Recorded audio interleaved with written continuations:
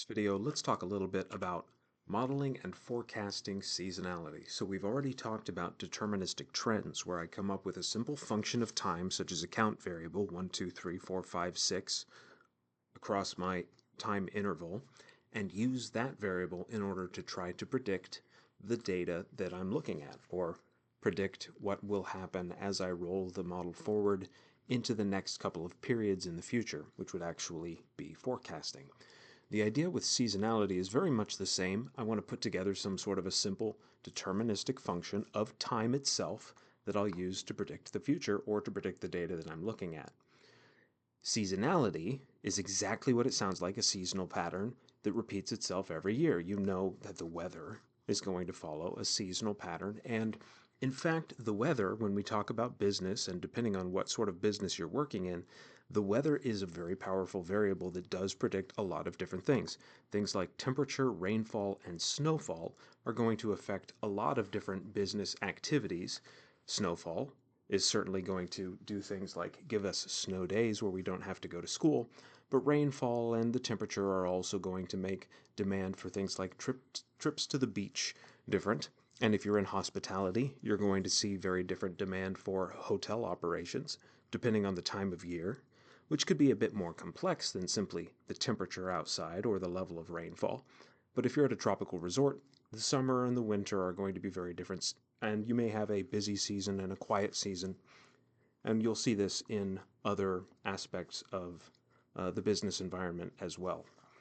Now, seasonality, depending on the time dimension of the data, could be washed out if the data are only recorded once per year or less often than that. The periodicity of the data, meaning how frequently the data are recorded, is going to determine the extent to which we can model seasonality, how complex it is in order to model that, and also the extent to which seasonality is actually going to be reflected. When I look at data that is only measured once a year, well, of course, that year is going to capture all 4 seasons, and if all 4 seasons are relatively the same year over year, then an annual number like GDP isn't going to have seasonal components to it. And maybe we'll have some more complex boom-bust cycles that are not appropriately modeled in the ways that we're going to talk about modeling seasonality in this deck of slides. We do have a bigger pantheon of models that we could consider. Here we're only talking about deterministic seasonality, where I'm going to write down or pretend to write down using Excel. In Excel, I will calculate a very simple function of time to use for my seasons. While there could be other ways of going about that, which could be called stochastic seasonality, we won't be looking at that right now. Well, of course, here we go. Seasonality, seasons, monthly average temperatures in Urbana, Illinois. Wow, where I went to school. And you see the seasonal pattern here. It's immediately obvious from this clear cyclical nature of this graph. The seasonal component is this peak that I see at a warm temperature in the summertime, which looks like it repeats itself about every 12 months or 4 quarters of the year or every 1 year, because this data, of course, could be monthly averages, but I'd see the same pattern if it was weekly averages, daily averages, or some other things, right? I would see very similar summer and winter cycles in a place like Urbana in Illinois that has a very hot summer and a very cold winter, a large swing in all 4 seasons. Well, another example, gasoline sales. What do I observe? There is a certain time of year where gasoline sales are low, which is perhaps the winter, and then in summer people drive more and use more gasoline, another low, an upward shape, another low, an upward shape, another low, a bounce. And this one is interesting because it does kind of look like bounces, right? It's a very sharp drop off here, and then it comes back. But you see that this pattern more or less repeats itself across time. Now, it's not the same here with this silly zigzag. The zigzag, the little nuance of that zigzag is interesting, the way that it seems to show up every year and how similar this year is to that year and a bit recognizable here. I also noticed that there are some other things happening, like apparently there's a bit of an upward trend, although it's sort of up and then it drops off here and then it goes up again. But But the seasonal component of gasoline sales is very, very clear from this graph, even though other things are obviously happening at the same time in addition to the seasonal component. And if I show you one more, liquor sales, which is very amusing, well, liquor sales tend to spike in the very last month of the year. That's December. If you're wondering what that is, you might be buying a lot of liquor for the holidays like Christmas, or it might be for your New Year's Eve party. Whatever it is, January drops right off, and so is February. And then this seasonal pattern, this sort of a saw shape, whatever you want to call that, or maybe you think it looks like an EKG, whatever you think it looks like, you see a fairly similar pattern repeating very, very clearly over time. And it matters a lot because if you look at the scale over here, liquor sales in something like thousands or millions of dollars, whatever they are, there's a huge difference between the low and the high, something like 1200 down here and something like 1900 or 2000 up here. So very, very large change in revenue if you're in that industry. One more, durable goods. Durable goods are interesting too because they tend to sell very well in the summertime. And this is part of the reason why you'll see car dealerships, for example, will have summer sales. But people like to shop for durable goods when they have time to shop for durable goods. Durable goods are simply goods that you buy and use for a long time, like a car. You tend to buy a car and drive it for a long time, which is sort of the opposite of a bowl of cereal, which you consume immediately. A durable good is not something that you typically have to buy at frequent intervals. It's something that you can buy well in advance. You can wait. You can wait another year perhaps to buy a car and hope that you see a good deal or get it on sale. So there are particular windows of time when people have a lot of time to go out and shop and try to get a good deal on something like a car. And I see this pattern emerging where it has a low, high, low, high, low, and that repeats. So it's monthly in addition to some apparent trend in this example. Okay, fair enough. Well, a lot of data is actually reported with seasonality already effectively washed out of it. These are two different versions of this monthly industrial production index for manufacturing. And this is this is from FRED, the Federal Reserve Economic Database from the St. Louis Federal Reserve.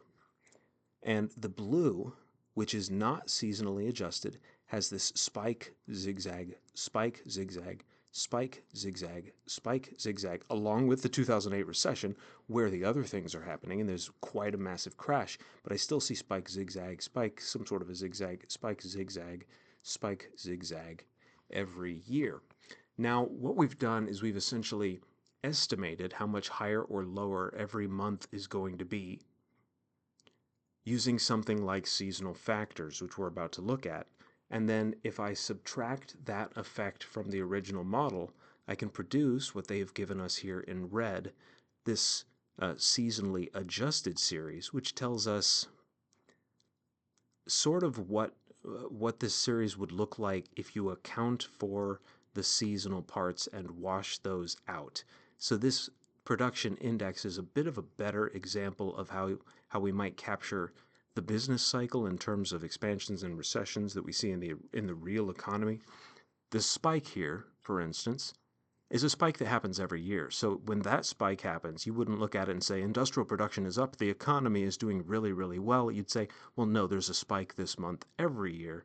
We should subtract that away and look at the baseline to see if the economy is doing really, really well. But the data are often available in both of these forms, both the original data, which is blue, and seasonally adjusted, which is the red series. And how the seasonal adjustment is done is never perfect because, of course, somebody has to do this using statistics, using tools similar to what we do in this class. So it's always a little bit noisy, but sometimes it's a little bit more helpful if you're just trying to understand whether the economy is doing well or poorly than that data that still has this whipsaw pattern left in it. Okay. Now, again, one way to deal with seasonality is simply to remove it from a time series. If you're able to model the seasonal component by itself, you can subtract that from the data and give a seasonally adjusted time series, which might be a better series to work with.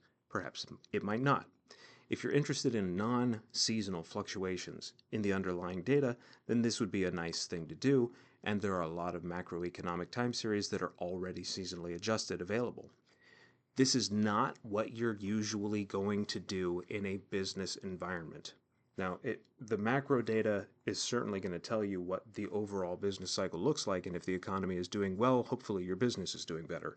But if your business is interested in, say, sales, and you have 1 month of the year when your sales are really, really high, like with what we just saw with the liquor industry, if you're interested in sales, and it varies a lot depending on seasons, then you should probably model that and account for the fact that it's going to vary a lot based on seasons. In that 1 month of the year when you have a huge amount of revenue, you're also going to need a huge amount of inventory. You're going to need extra people working. It's going to be a busy season for you, so you don't want to subtract that from the data and try to predict a data series that does not have those features. You want to model those features directly, so we don't have to worry. For this class, we don't have to worry about things like this seasonally adjusted data if you're interested in how your business is actually doing. That time of year where there's a spike is a spike that your business is going to experience and needs to prepare for. So it's very important. The way that we model seasonal dummy variables, which we're also going to call seasonal factors, is very simple. Dummy variables, you'll recall, are variables that are 0 sometimes and 1 other times, and that variable essentially corresponds to a certain category. So if I have a dummy variable for men in a data set where I have many, many individuals, that dummy variable is usually equal to 1 when whatever it's defined for is equal to a true statement or yes. 1 would correspond to the men, and 0 would correspond to everyone who is not a man, which would be the women generally. We can do the same thing with these quarters. I can make a dummy variable equal to 1 in the first quarter if I think that the first quarter of quarterly data is different from the second quarter, the third quarter, or perhaps the fourth quarter. Now, the dummy variable that's equal to 1 in the first quarter will be 0 in every other quarter. It'll be equal to 1 every quarter, and that dummy variable essentially tells me whether a particular observation of the data set was observed in the first quarter. I'll make another dummy variable that is equal to 1 in the second quarter and 0 all the rest of the time, and that dummy variable essentially tells me, in binary fashion, 0 or 1, whether that observation in the data set was in the second quarter. So let's try one of these out. Over here I've got housing starts. So this data is, once again, from the Federal Reserve. Fred Graph Observations, Federal Reserve Economic Data, fred.stlouisfed.org. Nice people. Economic Research Division, Federal Reserve Bank of St. Louis. Okay. Look, I've got dates. I see that it's quarterly data. I've got the first quarter of 2018, the second quarter, third, and fourth quarter of 2018, and this data rolls through 2024. All right. Housing starts. Housing starts are new privately owned housing starts in the United States, total one-family units in thousands of units quarterly. Unfortunately, it is seasonally adjusted data, which is going to be a bit of a novelty here, or a bit of a conundrum for us. So it is claimed to be seasonally adjusted. Now, I told you a moment ago that this is probably not the type of data that you want to work with. And new privately owned housing starts, this just means somebody started building a house. It makes sense that if you're building a house, you probably start at the bottom of the house and work your way to the top. If you do it the other way around, it's going to fall over. Starting at the bottom of the house is going to involve digging a whole bunch of holes in the ground, pouring a foundation, and then building some floors on top of that. Well, digging a hole in the ground and pouring a foundation is not a lot of fun when it's very, very cold, perhaps frozen, and there's snow on the ground, which is similar to some of the strange weather we've been having in Alabama the last couple of days. It makes sense that you're not going to want to start building a house in the middle of the winter if you live in a cold region. So I would expect to see a seasonal pattern. And even though this data says that it's seasonally adjusted, I'm going to express some skepticism. I know that that's never entirely perfect because you would have to have magical information about the state of the universe in order to know the true seasonal factors and really do it perfectly. Someone has to do this by guesstimating and using math. I see a low number here in the first quarter of 2018. I see an upward bounce and another low number in the first quarter of 2019, and an upward bounce, and then maybe an upward bounce, some sort of a bounce, some sort of a bounce, and some sort of a small bounce. I wonder if those seasonal components are to some extent still extant in this data. And what I'm going to do is I'm essentially going to treat this data as if it was not seasonally adjusted, and I'm just going to study it out of curiosity to see if it still looks like there's some seasonal factor or not, because that's about the shape that I would expect to see if there was seasonality in this data.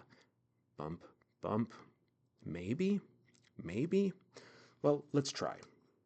Come back over here, look at the data, and we'll have to come up with, just like when we model trends using either a linear or a quadratic or a cubic or whatever other sorts of trend model we can come up with that is a function of the time variable we see, I'm going to have to come up with some sort of a function of time that will predict the seasonal factors in this data.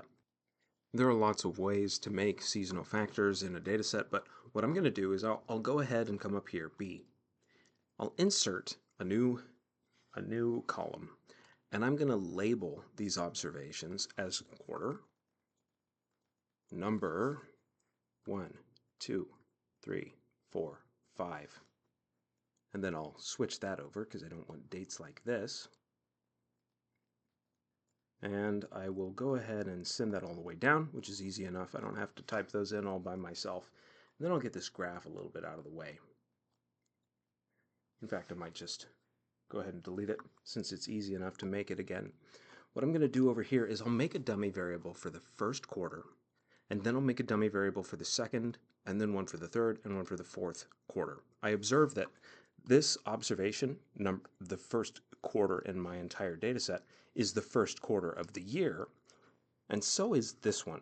The fifth observation, the fifth quarter in my data set, which is just a list of quarterly numbers, the fifth quarter is also the first quarter of a year.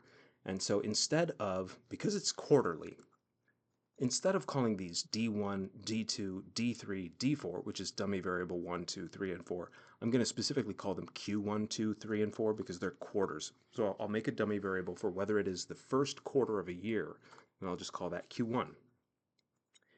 This will be equal to, and I'll need a special function in order to create a binary variable. Now, I could just do it like this and say 1, 0. Let's not do that, please. 1, 0, 0, 0. And logically, this is correct. It's 1 in the first quarter of the year, and it's 0 in the second quarter of the year, third, or the fourth. Then it should be 1, 0, 0, 0 again. All right, so it's just a true-false. It's a binary variable. True is equal to 1, in this case, 1 if it's in the first quarter of a year, and 0 otherwise. Q2 would be easy as well. Q2, 0, 1, 0, 0, 0, 1, 0, 0, and so on, and this will go all the way down. What you'll notice is if you have a lot of data, typing these is going to be a terrible pain. And if you have many seasonal factors, Q1, Q2, Q3, Q4, typing all of these is going to be a pain. It's going to be considerably worse if, for instance, you have monthly data. Then you would have to make 12 of these. You'd have to make DI equal to 1 in the ith month. Well, 12 of them is kind of a lot of data to generate. It's also kind of a lot of variables to put in a model, so I'm immediately wondering whether it's a good idea to try to estimate 12 different seasonal variables. We'll come back to that. But instead of what I've done here where I typed it in, I'm going to try some math. So for the math, I'm going to use an if function in Excel equals if. If you haven't used the if function before, here's how it works.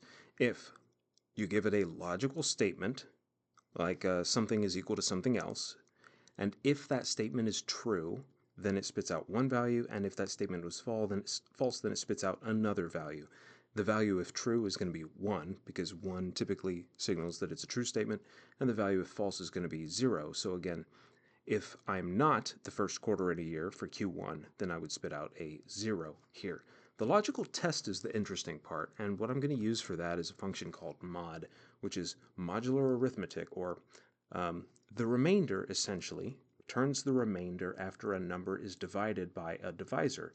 So this number, mod 4, is essentially you take this number over here, you divide it by 4, using regular integer division. So you'll have a remainder, and whatever the remainder is, mod b12 comma 4 will spit out that number. The 1 divided by 4 is going to be 0, remainder 1. So it'll spit out a 1. And if this is equal to 1, then I get what I want, and I'll say 1 if it's true, and if not, then 0 if it's false.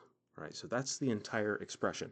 Now you'll notice if I click and drag this down, so b13, mod of 2, comma 4, 2 divided by 4 will give me 0, remainder 2, when we're doing regular integer division. Well, 2 being the remainder is not equal to 1, so this becomes a false statement and it returns a 0. Let's make sure that it does what I think it's going to do.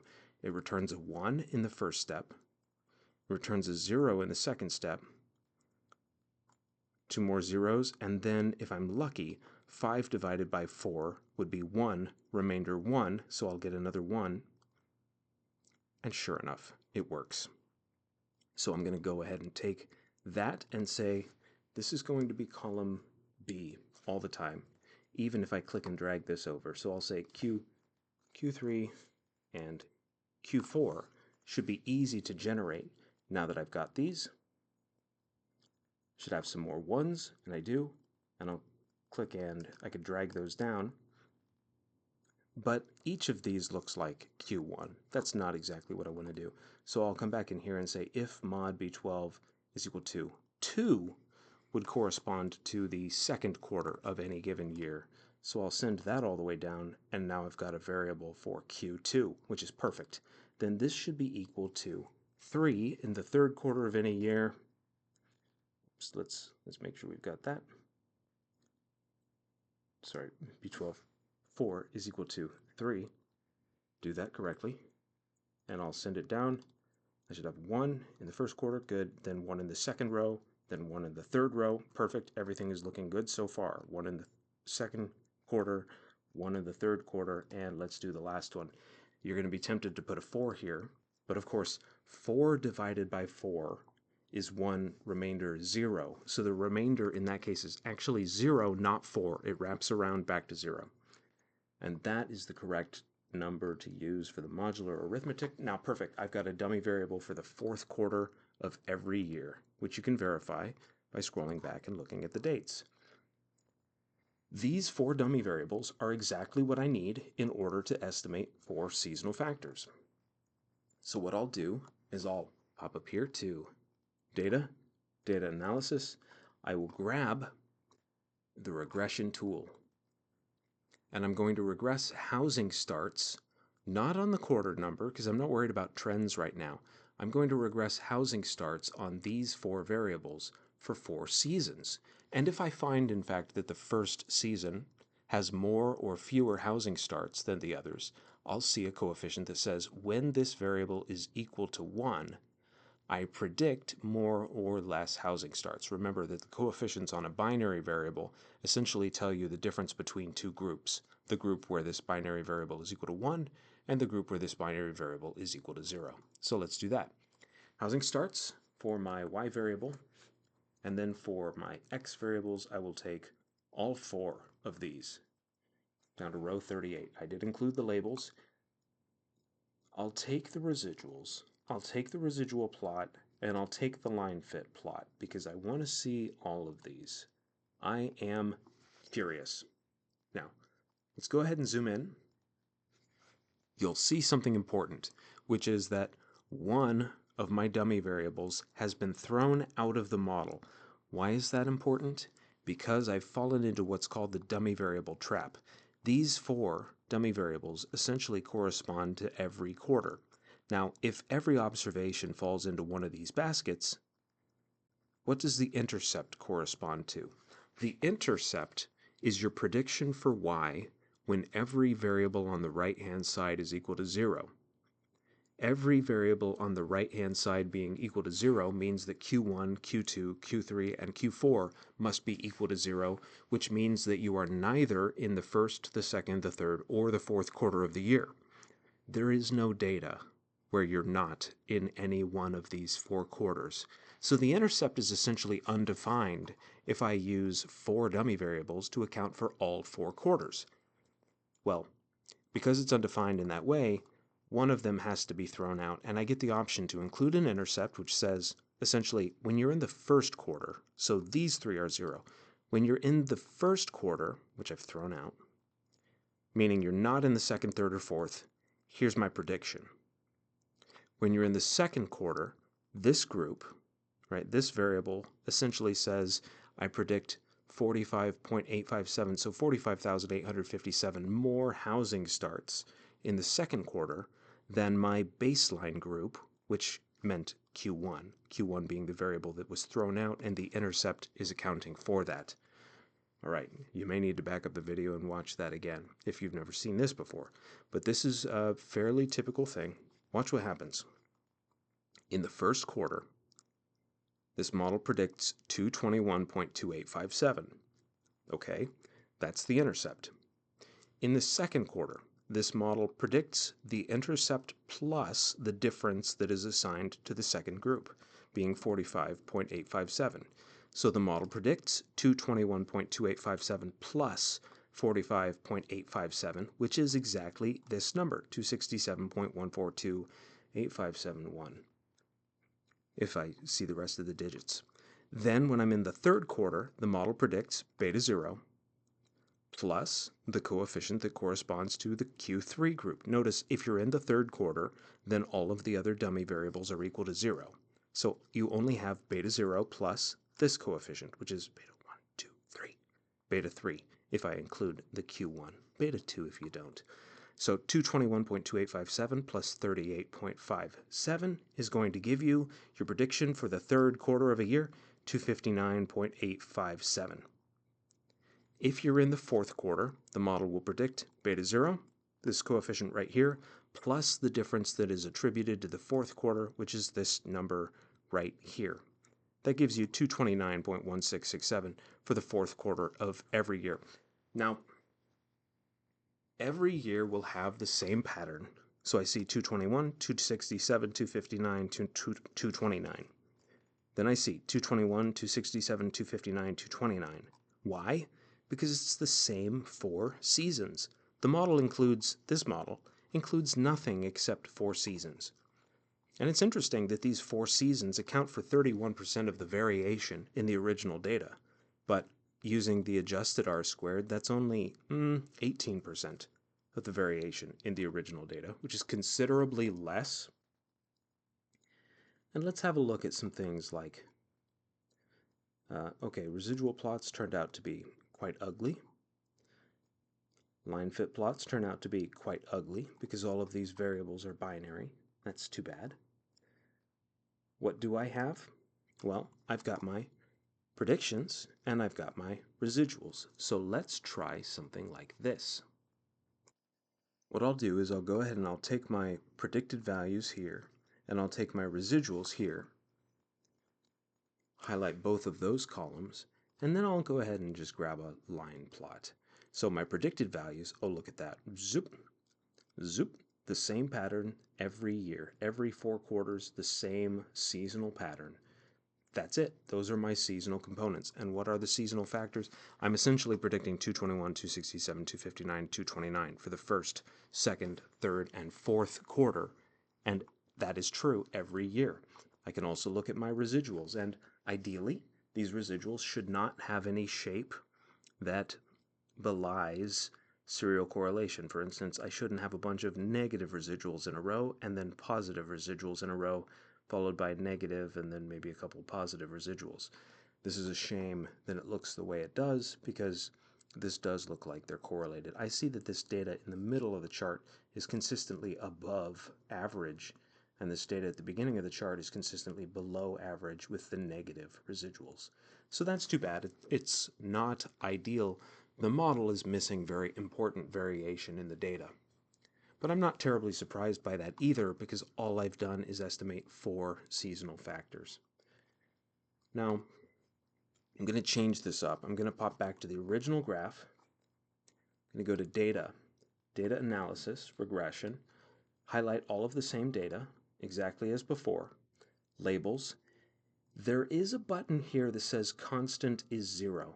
So if I tell Excel that I want to leave the intercept out, make beta 0 equal to 0 in this regression model, Excel will give me 4 separate values for each of the 4 quarters, and there is no comparison group. So I'll interpret this very differently if I check that box. Remember here, I'm essentially predicting 221 all the time, and then if it's the second quarter, I add 45. If it's the third quarter, I add 38. And if it's the fourth quarter, I add 7. Okay, well, if I switch this over to, back to here, let me erase whatever I just highlighted. If I hit constant is 0, right there, the intercept will be deleted, and those variables Q1, Q2, Q3, Q4 will no longer be comparison between the selected quarter and the baseline group, which was actually Q1. They'll be comparison between the selected quarter and the baseline group, which is 0, actual 0, because I'm saying the constant in the model is 0. Well, okay, residual plots were boring. Residuals I'll keep. Line fit plots were boring. Let me do it with the constant equal to 0, and you'll see what I mean. This time, if I zoom in on the outcome, notice also that by eliminating beta 0 from the model, things like the total sum of squares is now defined instead of yi minus y bar squared and added up, it's just yi. All right, so I have a very different number, 33,000 here, 165, whoa, 1.6 million here. So it's the sum of all the yi minus 0 squared, because we told the model that the intercept was 0.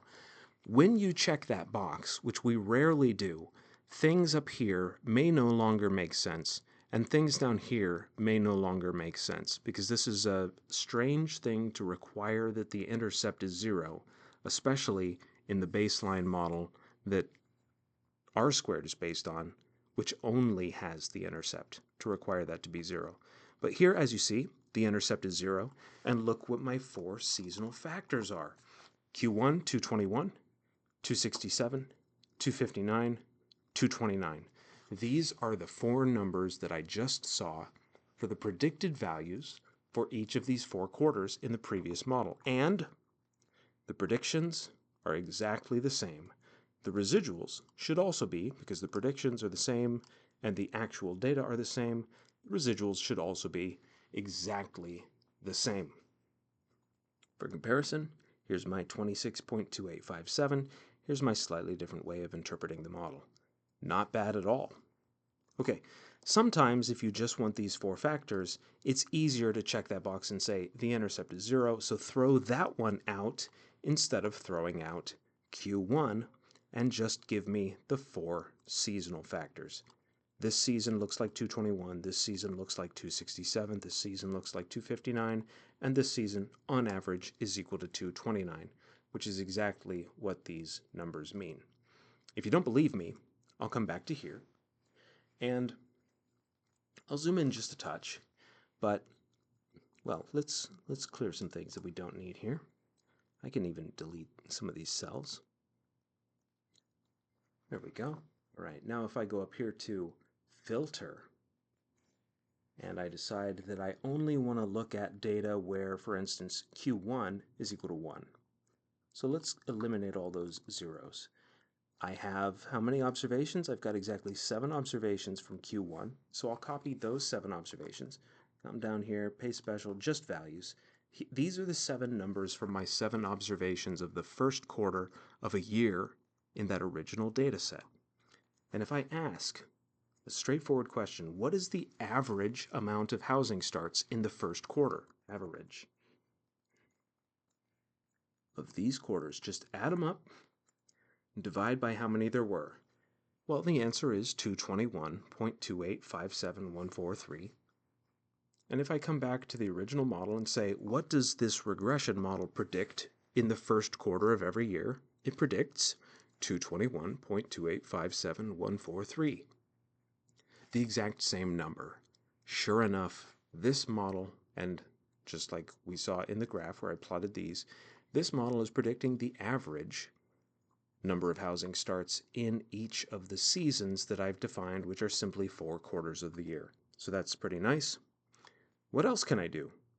Well, from this output, it's not easy enough, or it's not obvious how I would go about testing the null hypothesis that these are not different from each other, because this F statistic is still for the null hypothesis that these 4 coefficients are all 0.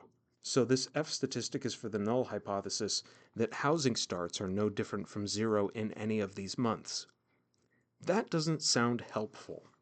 But if I go back to this one, where the intercept was still in the model, this F coefficient, F statistic, is for the null hypothesis that everything except the intercept is equal to 0. Well, in this case, Q1 actually got kicked from the model, so that one's a freebie. But Q2 is the difference between Q2 and Q1. The coefficient for Q3 is the estimated difference between Q3 and Q1. And the coefficient for Q4 is the estimated difference between the fourth quarter and the first quarter, which was simply 221. These 3 numbers tell me whether these 3 numbers are different from that one. So what is this F statistic telling me? The p-value for the null hypothesis that Q2, Q3, and Q4 are exactly the same as Q1. It's quite directly testing whether there is seasonality in the model. If there's no seasonality in the model, then of course Q1, Q2, Q3, and Q4 would all have the same numbers, meaning these 3 would be the same as that one, whatever it is. And I have a p-value here. At the 95% level of confidence, I reject the null hypothesis that there's no seasonality in this data, meaning that these 3 quarters were all the same on average as this one. 95% level of confidence, I reject the null hypothesis that there is no seasonality in this data, which I said twice, just kind of to make the point, hammer on that, because if I go back to, well, if I hit Control-Z a bunch of times, sadly I erased the header here already, and I'm not going to save this, don't worry. This was seasonally adjusted data. It came from the Federal Reserve System already, allegedly seasonally adjusted, but at the start of the video I looked at that data and I said, from the picture, I wonder if it really is. I sort of wonder, because it looks like it might still have a seasonal pattern, and it does. 95% confidence, I reject the null hypothesis that there was no seasonality in this data. Even though they said it was adjusted, it still had seasonality. So that's kind of interesting. Okay, so a couple of things to say about other options that we could have done here. So we figured out how to make these dummy variables. If I had monthly data, of course, I would have to make 12 dummy variables for 12 months. That's a lot of variables to include, especially if you only have something like 27 observations, which is what I just saw in this housing starts data.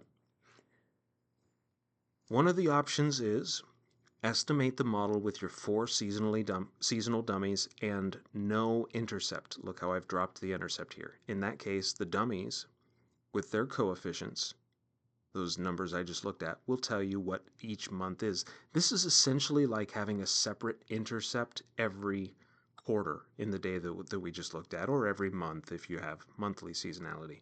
And we call those numbers seasonal factors. It's the same numbers that the other version of the model would predict for housing starts in each quarter in that data set that we just looked at. If you want, you can include the intercept and 1 less of the seasonal dummies. This is fine. And then you can test whether all of the ones that are included are equal to 0 in order to test for seasonality overall. But if you want to include the intercept, omit one of the seasonal dummy variables. If you try to include all of the seasonal dummy variables and the intercept doesn't correspond to any of the data anymore because there's a dummy variable for each observation in the data set. There are no observations where all of those dummy variables are equal to 0, in which case we have a perfect collinearity problem, which you can easily detect because Excel will kick one of these variables out of the model. So those are your two options. All 4 quarters included in the model, or 3 quarters and 1 intercept essentially standing in as the 4th quarter. And you can do things like include 4 quarters in the model and a time trend. This is fine. The way I've done it here is I equals 1 to S. I've included all S of my seasonal dummies, so I'm not including an intercept over here. I could drop one of these and then put beta 0 back in the model. That's fine. But you can add this to other things that you think are relevant in the model. If I tried to do that in Excel, I would just go back to my original data set, grab my count variable here. Let's eliminate this filtering. Grab my variable I would use for a trend, put it next to my other X variables, and then I can include all 5 in the data. In the regression model, it's no trouble at all to do that. There are some strange things you can do, like weird calendar effects. Easter is an interesting holiday if you happen to be in the business of selling Cadbury cream eggs or other chocolate rabbits and Easter candy. Well, monthly data is interesting. Easter is not always in the same month, so you might have to come up with a special dummy variable just for Easter. Then there are many other holidays that float around the calendar. Ramadan comes to mind.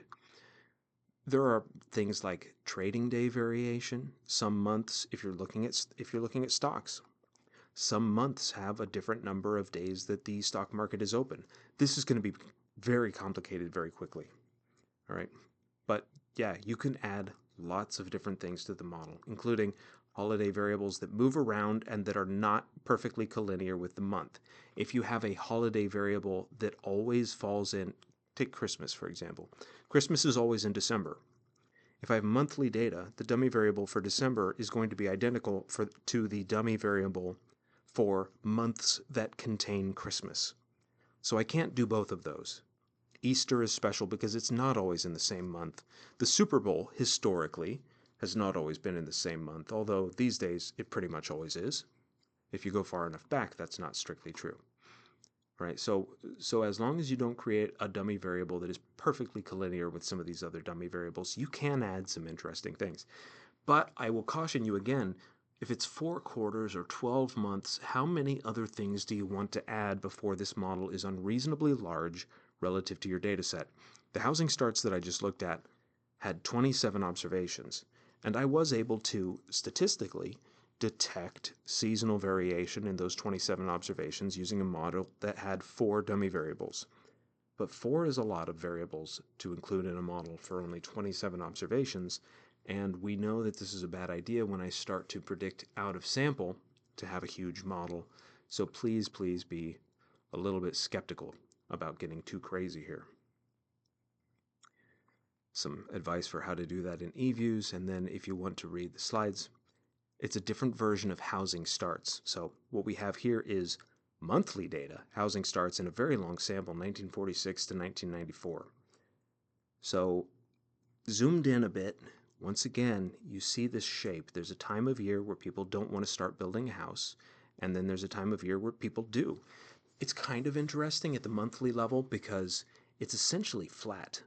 There's a go season where you say, yes, build houses, and not a lot of variation there. And then there's a stop season where they say essentially, no, don't build houses. Everybody tries to start as many houses as they can, spread out around the year, but there are only so many people who dig foundations and pour concrete. So it makes sense in some sense that this might be flat. Then again, I look at this one, and it's definitely not, and I look at this one and wonder what's going on. Just kind of interesting to note that. Anyway, using your favorite statistical software, estimate coefficients for 12 dummy variables, which I could do in Excel, but I have 27 observations, so there will be some observations where I only have 2 observations of that month if my 27 observations were monthly data instead of quarterly data. But estimate 12 dummy variables in this here 576 of observations of data, actual, fitted, and residuals. Yeah, it does make sense that these seasonal factors will capture a healthy amount of the zigzag in the data. R squared comes up as high as, once again, over a third of the variation is explained here, and because we have quite a large sample, the adjusted R squared is not so heavily penalized. It's a bit closer to the R squared. We would see these exact same numbers in Excel if we used this data set. Then the seasonal factors, those 4 numbers at the end of the day, if I plot them, this tells me essentially what a typical month or a typical year looks like. Since I've got all 12 months represented, I see that January, February, March, April, May. May is a busy month. June, July, August, September, October, November, and December are all represented here on the graph. And if I want to see those in Excel, once again, back to my estimated model. Either version will do, but I'll take this one with the cute factors. The first quarter of the year, the second quarter of the year, the third quarter of the year, and the fourth.